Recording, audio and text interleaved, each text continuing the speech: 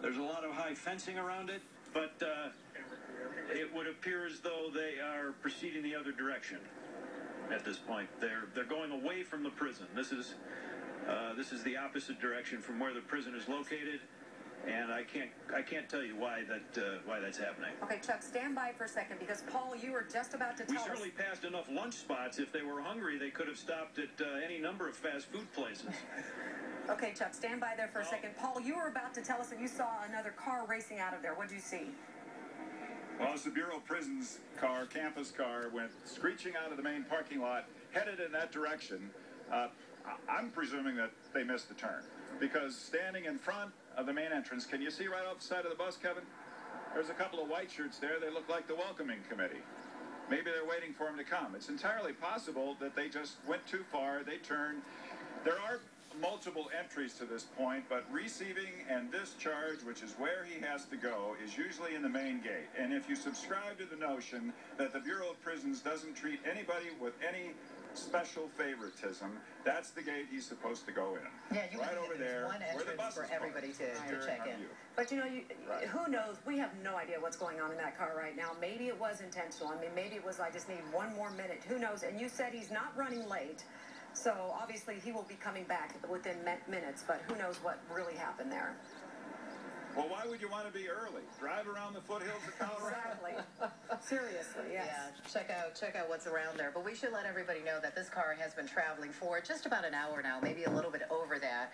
His flight, actually, let's start with when he left his house. He left his house right around 6 a.m. this morning, spent a few moments chatting with reporters and some of the supporters who gathered outside his house, and then the former governor made his way to O'Hare Airport. Again, there was a crowd there waiting for him. He boarded his flight, your standard commercial flight on American Airlines, and then he landed in Colorado right about 10:15 Chicago time, and then the next thing we saw was that he got into this vehicle, and ABC7 on the Move, our roaming camera, and our crew with Chuck Gowdy has been following him ever since, and this is the point that we are in right now. And Chuck, it appears that they're turning around, am I right?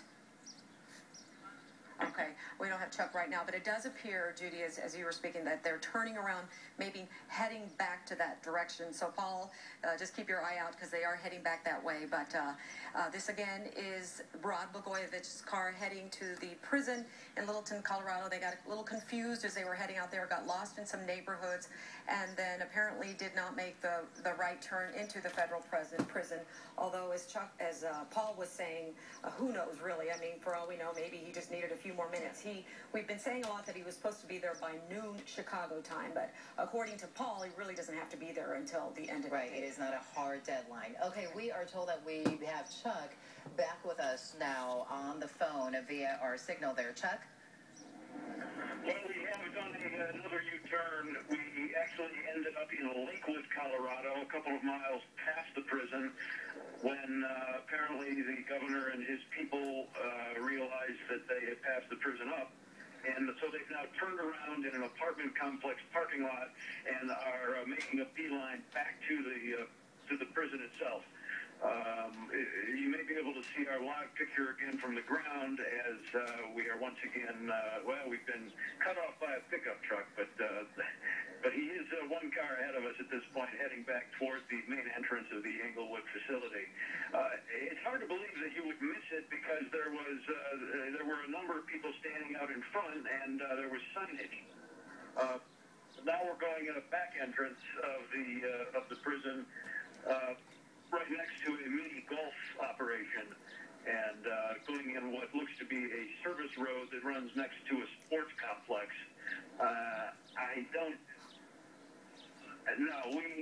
We are not in the right place again.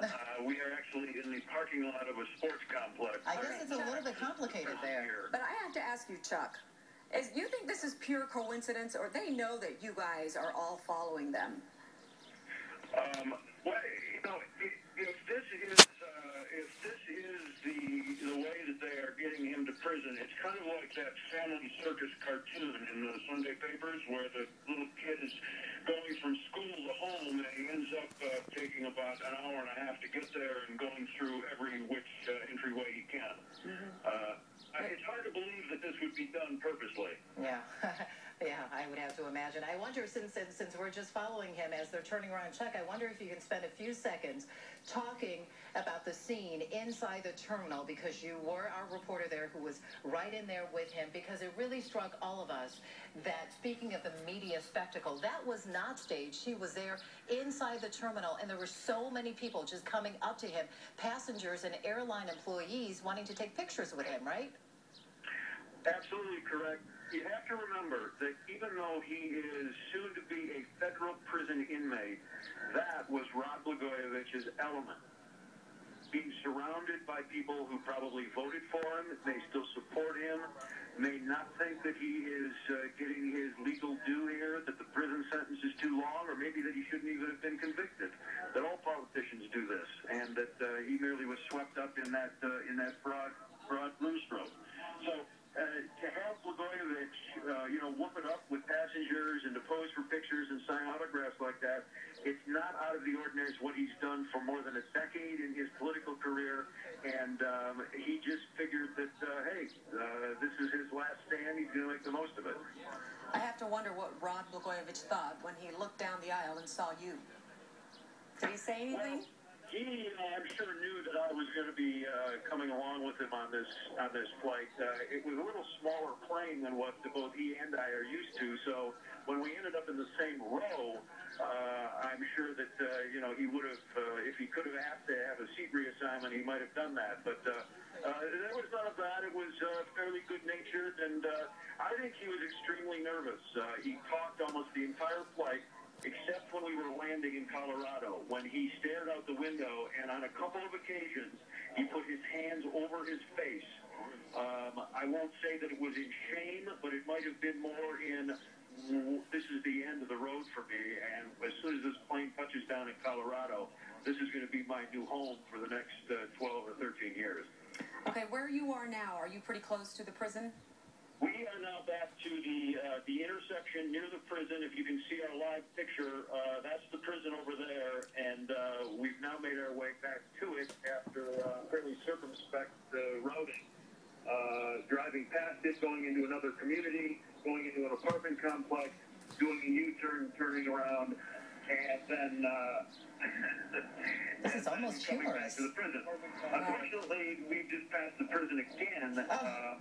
It may be that he's on the phone with his kids, or that he doesn't want to go in yet. Or that he wants to have one last laugh against the media. That they do not realize that they've passed the prison by. Paul Meinke, can you hear us? Did he just drive by you? I don't know how they could realize that. Well, because all the cameras are right there, too. They'd see all of us. Maybe this is just for, what a capper. Yeah. Well, that's You're on what your I way said. to prison and you get lost. Well, either that, That's Paul, or pretty maybe he's remarkable. trying It's to like, have this last laugh against the media, huh? Well, maybe a last laugh. It may be. It's where's Waldo? Very interesting. You would think with all the GPS technology nowadays that you're not going to get lost on your way to... Judy, we're going to pull up next to him when we can and see if we can see Blagojevich sitting in the back seat here and to see what's going on. Well, now we're starting to wonder if he's actually in that car. At some point you're starting to wonder about that. Yeah, well, we're going to let you do that, and we just want to let everybody know we are following this story as Rod Blagojevich heads to the minimum security facility in Littleton, Colorado, and it's been quite an interesting drive from the airport to this facility. As if you've been watching, you've seen that they've missed a few turns. They got lost in some neighborhoods, and we're not quite sure what's going on. Paul joked that maybe he didn't want to get there too early. He's on the other side. And they keep missing the entrance, but apparently he's not only missed the entrance and fooled the media, as we have been waiting for him to drive in, but also the federal prison, as Paul called them, the welcome greeters, because they were standing out there with their radios waiting for them to pull inside and make that right turn, and they just kept on going. So this is a live picture, and Chuck Gowdy now. He's pulling up next to his vehicle, I believe. They're not opening the windows, so there doesn't appear to be a medical emergency or any other kind of emergency in that vehicle. Are you sure you saw him get in there, Chuck? Oh, there's no doubt about it. I just saw him sitting in the back seat now. He's now sitting behind the driver. He's kind of hunched over a little bit, but appeared to have somewhat of a grin on his face. But we're now a good 2 miles past the prison, going in the opposite direction that we started. Yeah. So this is obviously no mistake. Yeah. It's interesting. We are covering it. Of course, it is a major news story. We have another former governor of the state heading off to federal prison. But you have to imagine, for all of our viewers who are sitting at home watching this unfold, it is almost comical. It is. And it is very bizarre how all of this has transpired since yesterday afternoon, that major news conference, that media sort of frenzy in front of his house. And then this morning when he came out, once again, same thing, shaking hands, signing autographs. All of this must be so just surreal. This is, at some point you want to say, is this reality? Well, and the other thing is, too, that is Rod Blagojevich truly was, if you ever met the man, he was quite the charmer. He knew how to deal with the public, and he knew how to get himself on television, even during the bad times. There were, during the good, but also during the bad times. And he is going out the way he wants to go out. He held a 5 o'clock news conference yesterday, which truly was a media circus. There was a crush of people from the neighborhoods and who knows where else coming out to be a part of this. So Paul Meinke, as you are standing out there live outside the prison, what do you think about all this? What do you think is going on? I think he's playing a game with us. I think he's just driving around. He doesn't have to be there right now. He's just driving around. He could not have missed it. It's impossible to miss the media encampment here. Then when you turn and go north and you see the other end of the prison, you've got prison people going, there's no way. He's got to be driving around just having a little fun. And isn't this kind of typical when you think about the Rod Blagojevich, the person that everybody has known? You're right. Paul? Well, I don't know if it's typical or not. I'm not quite sure I understand the purpose of all this, but then he's the person going to prison. He's got to get his mind right for the next 12 years plus that he's going to spend. One can argue that spending all the time chatting with everyone who wanted an autograph or wanted a picture with him as he's going off to prison, I don't like to use the word bizarre because it's overused, but it really does fit here. This whole thing has been extraordinarily bizarre. But then again, you can make the point, why report to prison early? You're going to be doing a lot of time here. Show up when you have to show up. So he's just driving around, and maybe they're just having a little fun. Well, we are on the air with him and have been since 11 o'clock and are following this story because, as I said earlier, it's an important story for the people of Illinois.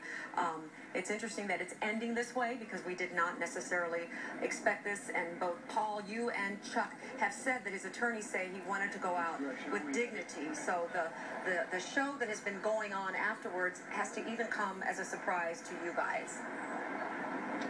Yeah, I don't know that anybody can be this navigationally challenged. It's just inconceivable to me. That is very well put. Now, Paul, as you're standing there, I know you're right by the front entrance to the facility there. Is there any change to the folks who are standing out there? Presumably, they're waiting for the ex-governor? I don't know if they're in any communication with him. It's possible that he may have called the prison. The people who were out in front are no longer out in front. The bus is still there. Bus has been there. They had a bus there earlier. All of us are a bit suspicious that they parked it there purposely to block our ability to get a shot of him walking in the prison. We don't know that for a fact. We've called the prison people and asked them why it's parked there. Because you've got the whole fundamental notion here that anybody who enters this building is to be treated equally. So why provide the protection? Yeah, good question. But then Mr. Blagojevich is driving all over and giving us multiple opportunities to have pictures of him driving around the foothills of Colorado. And as we said earlier, he has done a lot of stopping and talking to people today. Well, somebody else who's driving all over because he's following behind is Chuck Gotti. And Chuck, you guys are still heading the opposite direction. They haven't turned around again in a while. No, they've not turned around. They are headed south from the prison several miles now. We tried to pull up and get him to roll down the window to ask what in the world was happening, and neither the ex-governor nor his attorney, Aaron Goldstein, would do that. So we're not sure what's happening in the car or why they are driving like this. The road that we're on does dead end in a couple of miles, so they'll have to turn around or go right or left or make some decision at that point. I'm not sure they realize that it dead ends there, but it does. The only thing that seems to be missing from this is a white Bronco. This clearly is Blagojevich's white Bronco moment, albeit in a black Volvo. Absolutely interesting observation. And Chuck, tell us again, who is traveling with Blagojevich in the car? His two attorneys, the two trial attorneys, Sheldon Sorosky, who was on the case from the very beginning. It's who Blagojevich called the day he was arrested at his house in Chicago, made his initial court appearance with him and stuck with him the entire way. An old friend and an experienced and veteran Chicago defense attorney, along with the driver of the car now, Aaron Goldstein, a younger attorney who made his mark in the second trial. As we talk about the attorneys that are with them, and obviously we have some time to talk here, Paul or Chuck, answer this question. During the live news conference yesterday, Chuck, you were there, one of the things he talked about was his appeal, and obviously anybody who's going to prison for that long of a time is going to try to actually get an appeal. But what have the professionals, what have the attorneys said about the reality of that really making any difference? Because what we seem to hear more about is that if he's able to enter in this rehab program, that would be pretty much the only thing that's going to help him shave any time off. The odds are against him winning an appeal. It is an enormous undertaking. There is, his defense attorney believes, still a possibility that they can put together a pretty good case, because they had argued, as Mr. Blagojevich did throughout, play all the tapes. Their argument was that there were tapes and there would have been testimony that would have established in their minds that he did not intend to commit these crimes, and intent was the basis for most of the charges against Mr. Blagojevich. Nonetheless, a higher court, the Seventh Circuit Court of Appeals, would have to determine that Judge James Zagel, who is widely regarded as a very cautious, careful judge, made reversible error in the course of the trial and disallowing evidence, and also in the administration of the sentence. It's a 14-year sentence, and the reaction to that was, that's a lot of time. And we had not had, this is the single longest term for a political corruption case in the history of the Northern District of Illinois. Judge Maloney, who was part of Greylord, or at least the offshoot of that, was sentenced to 15 years, so he had the longest sentence. But this is the longest political corruption case. So the argument the defense is making is that he was sentenced to an extraordinarily long period of time and is being punished for the sins of others, and a message to everybody that we won't tolerate political corruption anymore in the state of Illinois, so you really whack the guy who's the latest person. And in this case, they may have some substance to that argument, but determining reversible error is extremely difficult, and most of the attorneys we've spoken to said that the odds on that are very long. Okay, now let's go back to this program that could help shave the time off, because one of the things is they're saying that maybe he could go to this rehab program for, you know, alcohol addiction. Did we ever hear anything about this before, or was this all a ploy from the attorneys to try to cut that time back as much as possible? I'm sorry, are you guys talking to me? Yes, Paul. Did you hear my question? I'm sorry. RDAP program. Yes. Tell the us residential about drug that. abuse? Yes. Okay. All right. Well, the initial reaction to that was, if Rod Blagojevich had a substance abuse problem, he didn't show it. Why didn't we know about it? How do you document it? Because to get into this program, you have to demonstrate that from the point of an event, like an arrest, you have to document that you had a year-long problem with whatever substance it is, being alcohol or drugs or whatever. And so that came as a bit of a surprise, and there was a lot of remarking that, oh, this is just a cushy way to get yourself into a program, one of the few programs that you can get into to reduce your time. Well, it's really not like that. You can only get into this program 2 years before your discharge date. So if you got a drug problem or alcohol problem, by then the substance is not in your system anymore, and presumably you don't have access to anything like that. But what the program does do, and it's a serious program, it is meant to deal with the underlying psychology of why you turn to the bottle, why you turn to drugs. And then over a period of time, a 500-hour course, if you succeed in achieving that course, then you can shave off a year at most, maybe more often 9 months. And we had thought that that was one of the reasons that Mr. Blagojevich wanted to come here, because the satellite camp here, which is the lower security federal facility, did offer it. It doesn't offer it anymore. It offers it, RDAP, in where Rod Blagojevich is going, this low-security prison. The idea is, you get down below 10 years, you want to get out of a low security, get to a camp where you've got a greater level of freedom, you don't have the fences around it, and that would mean, if that's true, and Blagojevich is accepted, he won't finish up his prison stay here in Colorado.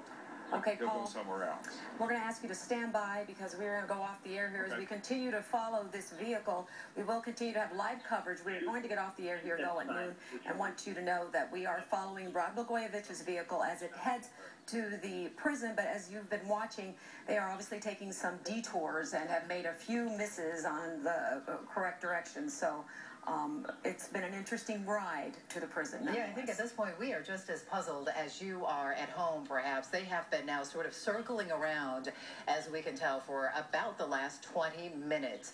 They landed there at a little after 10:15 Chicago time. So once again, he continues to make his way to this federal prison facility. He is supposed to report there sometime around noon. Again, this is live pictures, and we're asking all of you to continue to stay with ABC7. And if you'd like more, also you can go to our website, abc7chicago.com, for the latest. Until we have more, we will see you then.